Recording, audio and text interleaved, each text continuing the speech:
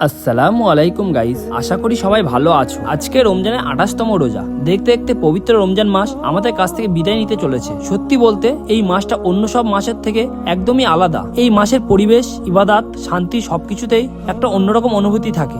বিশেষ করে সন্ধ্যার পরে সময়টা, চারিদিকে লাইটিং, মসজিদে গজল, তারাবির নামাজ সব মিলে একটা অসাধারণ পরিবেশ তৈরি হয়। সত্যি বলতে এই অনুভূতিটা ভাষায় প্রকাশ করা যায় না। আর মাত্র 2টা রোজা বাকি আছে, ভাবতে একটু অবাক লাগছে। কয়েকদিন আগে এই রমজান মাস এসেছিল, আর 2 দিন পরে আমাদের কাছ থেকে বিদায় নেবে। তো গাইস, আজকে সকাল সকাল বাড়ি থেকে বার হয়ে পড়লাম। যাচ্ছিলাম আমিনপুরে চুল কাটতে। ঈদ একদম দরজার কাছে, তাই চুলটা কেটে একটু ফ্রেশ হওয়া দরকার ছিল। এখানে এসে দেখি দোকানে অনেক ভিড়। মনে হচ্ছিল আজকে হয়তো বাড়ি ফেরা আর হবে না, কিন্তু আলহামদুলিল্লাহ কয়েকজন আর পরেই তারপর আমি বসে পড়লাম চুল কাটার জন্য। ধীরে ধীরে চুলটা খুব সুন্দরভাবে সেটিং করে দিল। চুলটা কাটার পর নিজের লুকটা একদমই ফ্রেশ লাগছিল। তারপর আর দেরি না করে আমি বাড়ি থেকে আবার রওনা দিলাম। তো গাইস, আজকের ভিডিওটা এখানেই শেষ করছি। যদি ভিডিওটি ভালো লাগে অবশ্যই লাইক, কমেন্ট আর শেয়ার করবে। আর যারা এখনো চ্যানেলটিকে সাবস্ক্রাইব করেননি অবশ্যই সাবস্ক্রাইব করে পাশে থেকো। আল্লাহ হাফেজ।